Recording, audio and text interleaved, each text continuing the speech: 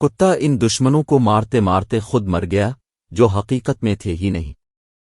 ایک بادشاہ نے ایک عظیم الشان عمارت تعمیر کروائی جس میں ہزاروں آئینے لگائے گئے تھے۔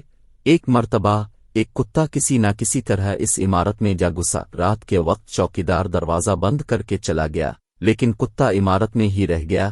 کتے نے چاروں جانب نگاہ دوڑائی تو اسے چاروں طرف ہزاروں کی تعداد میں کتے نظر آئے۔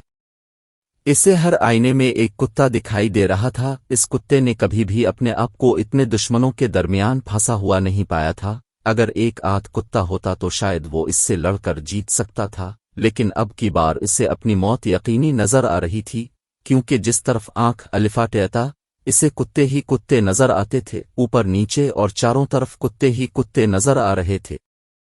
کتے نے بھونک کر ان کتوں کو ڈرانا چاہا تو وہ ہزاروں کتے بھی بھونکنے لگے، کیونکہ اس کے اپنے بھونکنے کی آواز جب سنسان عمارت میں گونج کر واپس لوٹی تو اسے یوں محسوس ہوا کہ ہزاروں کتے بھونک رہے ہیں۔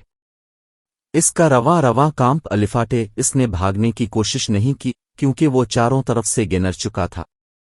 صبح جب چوکیدار نے عمارت کا دروازہ کھولا تو وہاں کتے کی لاش موجود تھی۔ اس عمارت میں کوئی بھی موجود نہیں تھا جو اسے مارتا۔ عمارت خالی تھی، لیکن کتے کے پورے جسم پر زخموں کے نشانات تھے اور وہ خون میں لت پت پڑا تھا۔ اس کتے کے ساتھ کیا ہوا خوف کے عالم میں وہ کتا بھونکا، جھپٹا، دیواروں سے ٹکرایا اور اپنے جیسے کتوں کے خوف سے مر گیا۔ یعنی وہ کتا ان دشمنوں کو مارتے مارتے خود مر گیا جو حقیقت میں تھے ہی نہیں۔